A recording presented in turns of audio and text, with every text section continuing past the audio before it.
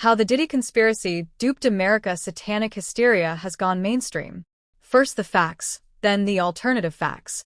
Sean Combs, aka Diddy, Puff Daddy, and P. Diddy, no longer resides in his $19 million Star Island Miami mansion, but at the Metropolitan Detention Center in Brooklyn, where the 54-year-old music mogul presently shares meals and sleeping quarters with crypto fraudster Sam Bankman-Fried, among other assorted felons. According to his federal indictment, the founder of Bad Boy Records has been arrested for creating a criminal enterprise whose members and associates engaged in sex trafficking, forced labor, kidnapping, arson, bribery, and obstruction of justice.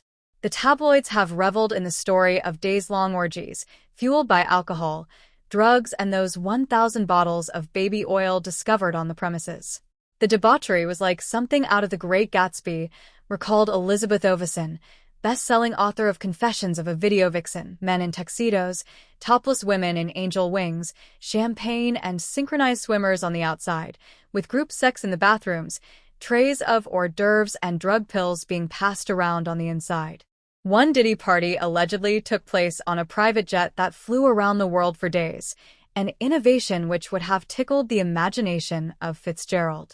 While the rags blabber on about the sexual shenanigans, the international set of A, B, C, and D-listers, from Leonardo DiCaprio and Jennifer Lopez to Derek Jeter and Nicole Richie, have all grown eerily quiet, petrified of what might come out as details of the freak-off. Sessions come to light at what promises to be the most sensational trial since Johnny Depp and Amber Heard debated whose fecal matter stained the sheets.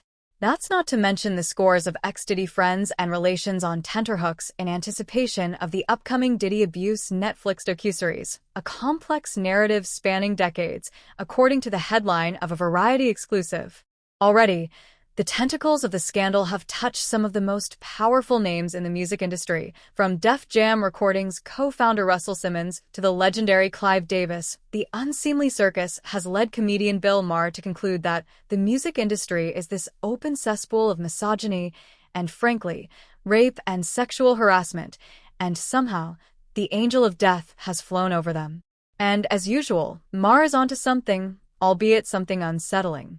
Traditional media may be well equipped to cover sex, drugs, and celebrity downfall, but their training in what their professors deemed verifiable truth doesn't help them much when it comes to supernatural evil dating back to the Knights Templars, much less the Angel of Death and his earthly consorts. By contrast, the scandal has sent the far-right conspiratorial crowd into a tizzy of "I told you so" satanic hysteria. The truthers now possess what they believe is positive proof that what they have been saying all along is true. There is a cabal of subversive elites whose stock in trade is trafficked children. The age-old idea has been given fresh life within the imagination of those individuals that 538, Nate Silver, and Ipsos can never quite manage to get their minds around. The men and women who've suspected all along that Doja Cat, Megan Thee Stallion, and every other rock star who has ever dressed in red are members of the diabolical Illuminati, along with Tom Hanks, Beyoncé, and the British royals. Facts are facts. The Illuminati were a real thing. Its first meeting was on May 1, 1776, in the tiny Bavarian town of Ingolstadt, led by an obscure university professor of law named Adam Weishaupt. Within a matter of years, he would become one of the most reviled men in Europe, accused of adultery, murder, rape, and conspiracy to overthrow the government. Unlike Diddy, Weishaupt wasn't much of a criminal.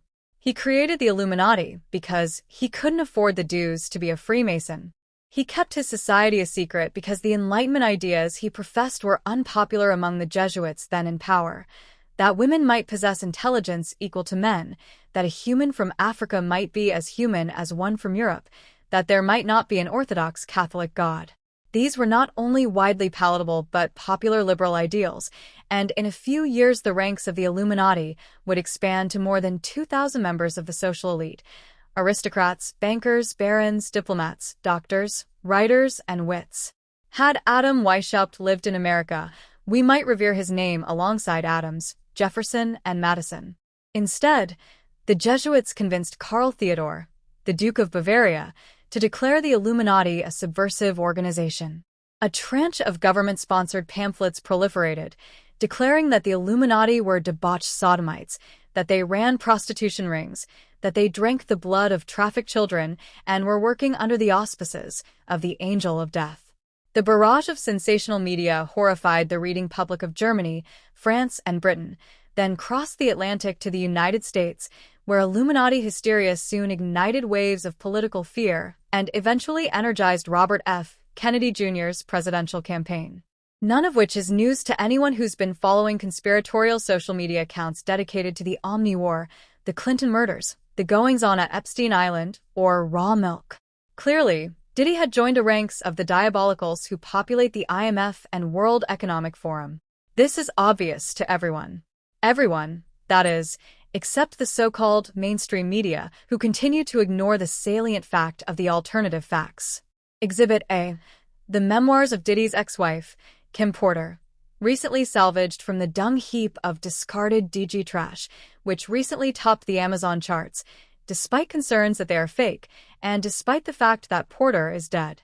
Discovering the hidden logic and rhetoric of conspiracy within these pages is a no-brainer for the inflamed wingnuts poring over subreddits and Parler.